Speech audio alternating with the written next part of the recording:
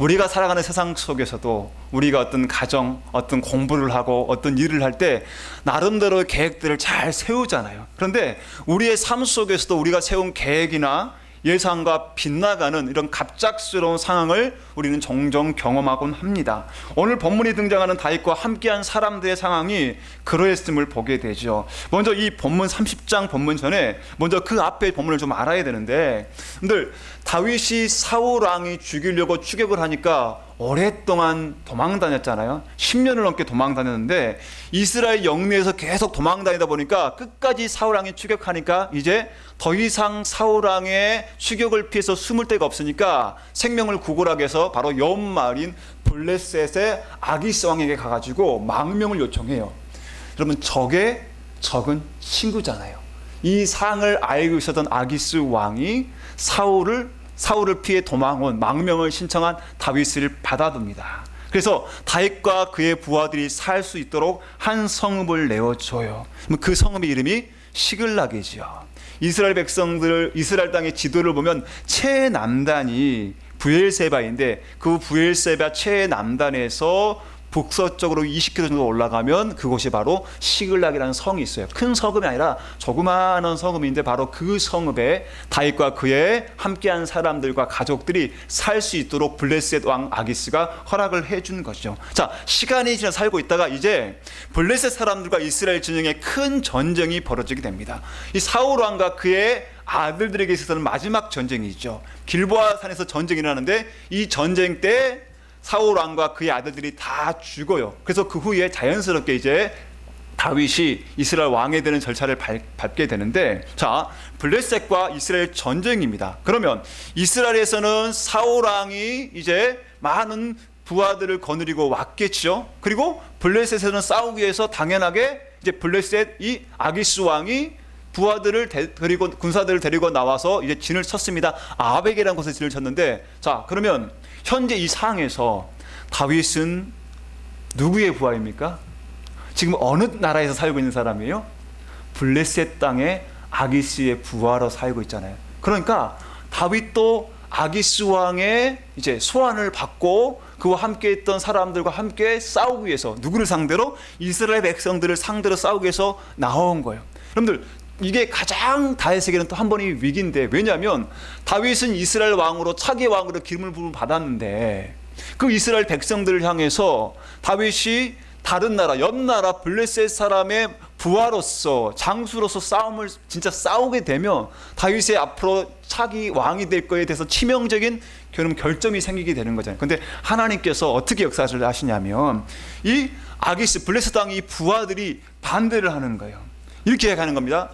왕이시여, 다윗은 위험한 인물입니다. 우리와 함께 전쟁에 나갈 수가 없습니다. 왕도 아시다시피 이스라엘 백성들이 다윗을 향해서 뭐라고 춤추며 찬양했습니까? 사울이 죽인 자는 천천히요, 다윗이 죽인 자는 만만이라고 하지 않았습니까? 왕이시여, 다윗은 여전히 이스라엘 백성들 안에서 인지도가 큰 사람입니다. 10길 물속은 알지만 어찌 한길 다윗의 마음을 알겠습니까?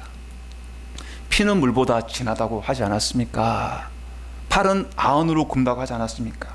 전쟁 중에 만약 이 다윗과 그의 함께한 사람들이 사울 왕과 작당을 하고 사울이 앞에서, 그리고 다윗과 그의 함께한 사람들이 뒤에서 우리를 친다면 우리는 크게 패배하게 될 것입니다 라고 말하면서 극구 반대를 하죠. 그래서 위기를 모면한 다윗과 그의 백성들은 어쩔 수 없이 아기스 왕이 그래 안 되겠구나, 참 네가 어렵게 왔지만, 이렇게 신하들이 반대를 하니까 그냥 돌아가라 라고 하면서 돌아가죠. 여기까지는 좋았어요. 근데 이제 그 아벡에서 사흘이 걸리는 길을 걸어와서 그들이 살고 있던 시글락에 딱 도착해 보니까 다윗이 큰 공경에 빠지게 되죠. 뭡니까? 눈앞에 예상치 못한 상황이 벌어져 있어요. 성경에 보면은 다윗이 다급했다라고 되어 있는데, 다급했다라고 말하는 히브리 이 원어인 야자르는요, 괴롭다, 괴로움, 공경에 빠졌다라는 이런 의미거든요. 그러니까 전혀 그들이 예상치 못했던 상황이 눈앞에 딱 펼쳐져 있는 거예요. 뭡니까? 사막의 하이에나라고 불리는 이 아말렉 사람들이요, 다윗과 그의 함께한 사람들이 비어있는 틈을 타가지고 쳐들어와가지고 보니까 뭐라고 되어 있습니까?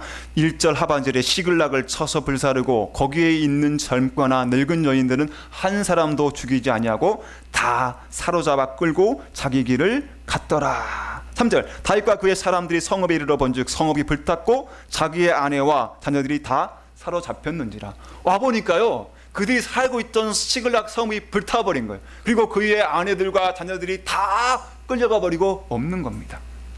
거기에 설상가상으로 내부의 분열이 발생합니다. 여러분, 다윗과 함께했던 사람들이 어떤 사람들입니까? 30장 1절에는요, 우리 그냥 개역개정 성경에는 다윗과 그의 사람들, 또 3절에도 다윗과 그의 사람들이라고 되어 있는데, 표준 새벽 성경에는요 이렇게 표현됐습니다. 다윗과 부하들이. 3절도 다윗과 그의 부하들. 그러니까 다윗과 그의 부하들인 거예요. 함께한 사람들이 그러니까 다윗은 장수고 지도자고 그와 함께한 사람들은요 부하들이에요. 그리고 6절에 백성들이라고 됐잖아요. 이 백성들이라는 이 표현을 또 사번역 성경에서는요 군사들이라고 되어 있습니다. 그러니까 다윗과 함께한 사람들은 다윗의 말을 듣고 순종하는 부하들이에요. 그리고 군사들입니다. 다윗과 함께 그 10년이 넘는 세월 동안 사울의 이런 칼날을 피해서 도망 다니면서 함께 똘똘 뭉쳐졌지만 다윗의 말을 듣는 부하들이고 군사들이에요.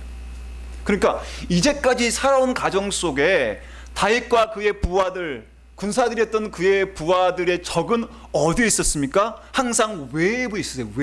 외부에 적들이 있었어요. 그러니까 외부의 적들이 이 다윗과 그의 함께한 공동체를 공격할 때 그들은 10년 넘는 세월 동안 똘똘똘 뭉쳐서 항상 더욱더 강하게 버티면서 살아왔는데, 지금 가장 큰 문제가 뭐냐면요, 이런 내부의 분열이 발생하게 된 거예요. 다윗의 부하들이었고 특별히 군사였던 사람들이 이 사건을 딱 접하면서 멘붕이 왔죠. 그러면서 첫 번째 반응이 뭐였습니까? 4절에 보니까 다윗과 그와 함께한 백성이 울 기력이 없도록 소리 높여 울었더라. 울을 수 없을 때까지 울었다라는 표현. 그러니까 그걸 딱 보면서 충격에 빠져서 가장이면서 군사들이었던 이 사람들이요, 그의 아내들과 자녀들이 다 잡혀가고 없으니까 성읍이 다 불타버린 상황을 보면서 남자들임에도 불구하고 울을 기력이 없을 때까지 운 거예요. 거기서 끝나지 않고 더 큰 문제가 뭐예요? 책임을 전가하는 거죠. 희생양을 찾는 거예요. 그러니까 이 사건이 벌어진 이 원인을 제공한 사람이 누구냐라고 하면서 한 사람의 희생양을 찾는데 그 사람을 누구로 지목한 겁니까? 오랫동안 말을 듣고 충성해왔던 그들의 리더요 지도자였던 한 사람에게 책임을 전가하는 거예요. 다윗을 어떻게 하는 거예요? 돌로 치자 하니. 6절에 다윗을 돌로 치자 하니 다윗이 크게 다급했다. 다윗이 크게 괴로웠다.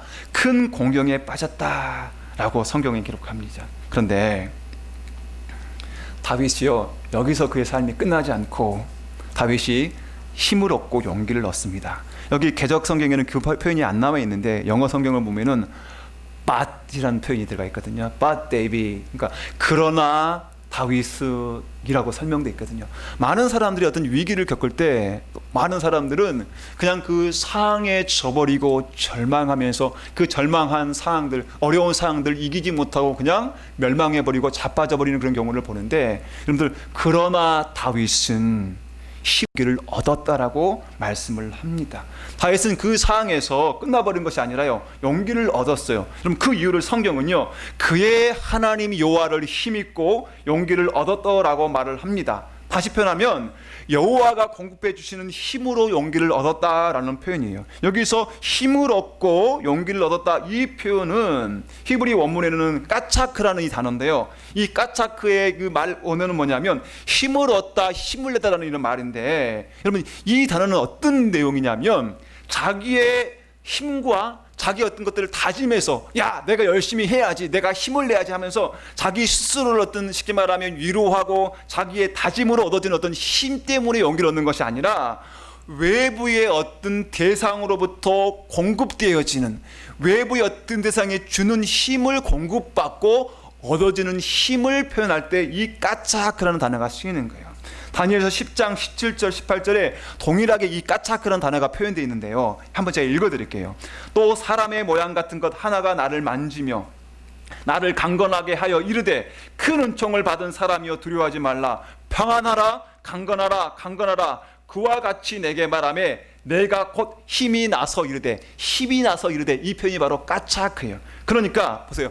하나님께서 힘이 빠져있는 다니엘에게 나타나셔서 그를 만지시고 그에게 강건하라고 말씀을 하셨잖아요. 그러니까 하나님께서 다니엘에게 힘을 불어넣으시니까 다니엘이 힘을 받아서 힘을 공급받아서 외부에 있는 하나님으로부터 힘을 공급받아서 다니엘이 힘을 낸 거예요. 마찬가지로 다윗도 하나님이 외부에서 하나님이 힘을 공급해 주시는 그 힘을 통해서 그가 힘을 얻고 용기를 냈다라고 이야기를 합니다.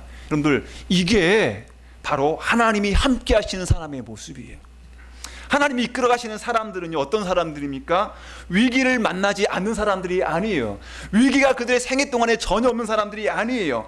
평안만 가득하고 좋은 일만 넘치는 사람들이 아닙니다. 반면 오히려 이 위기와 환난을 만나고 어려움을 만나지만 그 위기 속에서 어려움 속에서 그들의 계획들을 잘 세웠지만 그러나 그들의 계획과 상관없이 그들의 예상과 빗나가는 어떤 어려움과 환난을 만날 때에도 불구하고 그 위기 속에서 하나님 안에 붙어 있고요. 그 가운데 하나님이 공급해 주시는 힘으로 용기를 얻고 살아가는 사람들이 바로 하나님과 함께하는 사람들이에요. 마치 시편 1편에 나오는 시냇가에 심은 나무처럼 말입니다. 시편 1편을 보니까 시냇가에 심은 나무가 시절을 조차 열매를 맺으며 잎사귀가 마르지 아니함 같으니, 시냇가에 심겨진 나무는 무엇으로부터 양분과 수분을 공급받죠? 시냇가로부터. 또 요한복음 15장에 등장하는 포도나무에 붙어있는 가지처럼 말입니다. 포도나무에 붙어있는 가지는 무엇으로부터 영양분을 공급받습니까? 포도나무 원줄기로부터 말입니다. 그럼 이 표현을 지금 여러분들의 표현을 하면 딱 한마디예요. 빨대를 꽂는 거죠. 하나님께 빨대를 꽂는 겁니다. 하나님께 빨대를 꽂고 있으면 그 하나님이 빨대를 통해서 저희들에게, 우리들에게 하나님께서 힘과 용기를 공급해 주시는 거예요.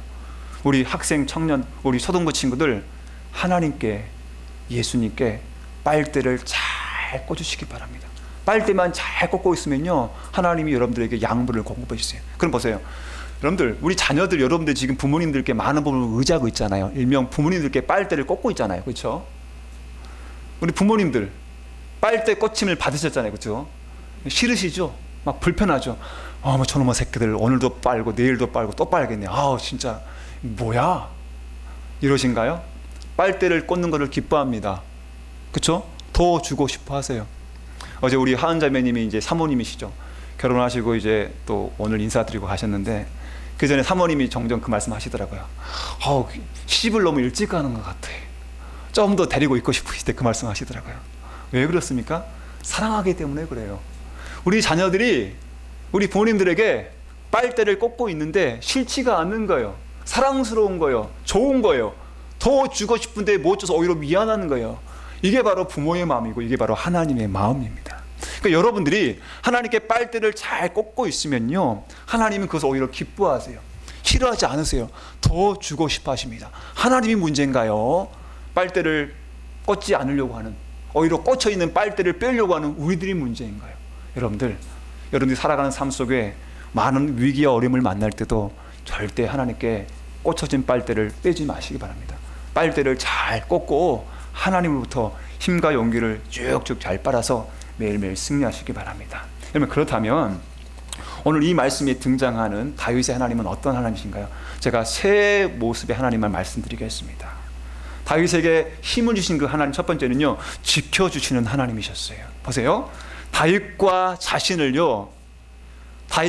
그 부하들로부터 그 돌로 치자라고 했을 때 그 순간에 지켜주신 하나님뿐만 아니라 다윗과 그 부하들에게 가장 중요했던 가족의 생명을 지켜주셨어요. 예전의 전쟁 같은 경우는요, 한 적이 다른 적의 성읍을 약탈했을 때 일반적인 것은 뭐냐면요, 필연적으로 사륙이 나게 돼 있어요. 필연적으로 살생이 벌어질 수밖에 없습니다. 왜냐하면 저항을 할 수 있잖아요. 그러니까 어떤 저항하는 사람들을 제압을 해야지 그 저항했던 사람들이 죽는 모습을 보면서 나머지 사람들이 바로 풀이 죽거든요. 그러니까 필연적으로 그 성읍을 빠른 시일 내에 적들의 성읍들을 빨리 정복하고 자기의 수중에 넣기 위해서는요, 필연적으로 피를 보게 돼 있는데, 오늘 말씀 보면 뭐라고 돼 있어요? 나중에 설명은 쭉 했지만 한 사람도 죽지 않고 다 살아서 끌려가게 됐어요. 이거 은혜입니다. 하나님이 지켜주시는 거예요. 그러니까 다윗 자신뿐만 아니라 자기의 부하들의 가족들을요, 지키지 않고, 하나님께서 죽이시지 않고 지켜주셨어요. 두 번째는요, 전능하신 동시에 사랑으로 함께 하신 하나님이 있어요. 좀 이 말씀이 좀 어려울 수가 있는데요. 그럼 보세요. 여기 보면 특별히 6절 하반절에 보면 그의 하나님이 여호와를 힘입고 용기를 얻었다라고 되는데요. 여기 보면은 그의 하나님 여호와, 이 본문 그대로 보면요, 하나님의 두 속성의 존칭이 사용되고 있습니다. 첫 번째는 하나님이라는 존칭과요, 여호와라는 존칭이요, 따로 사용되고 있거든요. 그러니까 다윗의 하나님 여호와를 힘입고 용기를 냈다. 무슨 표현이냐면 여기서 말하는 하나님의 존칭은요, 엘로힘이라는 존칭입니다. 한번 들어보셨죠, 여러분? 엘로힘 하니까 뭐가 생각나죠? 힘. 하나님은 힘이 세시구나. 전능하신 하나님이란 뜻이에요. 그럼 창세기 여러분들 1장 2장을 읽어보시면 창세기 1장에는요, 하나님께서 태초에 무에서 유를 창조하시고 온 우주 만물을 지으실 때 강력하신 그분의 창조의 능력으로 모든 만물을 다 만드시잖아요. 그러니까 1장에 계속해서 등장하는 하나님의 존칭은요, 다 엘로힘만 등장을 해요. 자, 그런데 2장에 와서 이제 구체적으로 사람을 만드시는데 그 사람을 만드시면서 등장하는 하나님의 존칭은요, 엘로힘이 아니에요. 뭔지 아세요? 여호와라는 존칭으로 사용해야 합니다. 그러니까 이 표현은 뭐냐면 전지전능하시고 정말 크신 하나님께서 동시에 사랑으로 언약하시고 함께 하신 하나님이셨다라는 뜻이에요. 두 모습이 다 존재한다는 모습입니다. 여러분, 우리 예수님의 모습을 보십시오. 예수님은 그 속성이 전능하신 하나님이신데, 예수님은 또 다른 속성은 뭐예요? 사람과 함께 하신 하나님, 사람의 고통을 이해하신 하나님, 마침내 구원하신 하나님의 완벽한 모습이 바로 예수님이시잖아요. 바로 그 하나님을 지금 다윗은 경험하는 거예요. 그러니까 정말 전능하신데, 전능하시기 때문에 내가 가까이 나갈 수 없는 멀리 계신 하나님이 아니라 친히 내게 다가와 주셔서 말씀으로 약속해 주시고 지켜주신 그 하나님을 지금 다윗은 외치고 있는 겁니다. 여러분들, 우리가 삶을 살아가면서 이 하나님을 여러분들 경험하시기 바랍니다. 정말 전능하신 엘로힘의 하나님이신데 너무 멀리 계신 것이 아니라 그 힘과 능력을 어디에 쓰시냐면 우리와 함께 하셔서 우리하고 언약을 맺으시고 우리를 보호해 주시고 지키시고 힘주시는 그 하나님, 멀리 계실 뿐만 아니라 또는 항상 우리와 가까이 계시는 그 하나님, 그 하나님을 여러분들 매일매일 만나시고 그 엘로힘이시면서 우리와 항상 가까이 계시는 여호와 하나님의 능력으로 여러분들 살아가시기 바랍니다. 마지막은요, 예비하시는 하나님이에요. 자, 본문 말씀에서 좀 벗어나서 읽지는 않았지만 30장 전체 말씀입니다. 자, 10절에 보니까 이 다윗과 그의 이제 군사들이, 부하들이 그 아말렉 사람을 쫓아갔잖아요. 11절에 보니까 무리가 들에서 애굽 사람 하나를 만났어요. 아말렉의 사람들 쫓아가는데 들에서 한 사람을 만났는데 그 사람이 누구냐면요, 애굽 출신인데 아말렉 사람의 종이었습니다. 자, 근데 여러분들 보세요. 이 애굽 사람을 만나는 게 왜 중요하냐 하면요, 지금 다윗과 그의 부하들과 그리고 아말렉 사람들과의 거리가 얼마나 떨어져 있습니까? 사흘길, 3일길이 떨어져 있어요.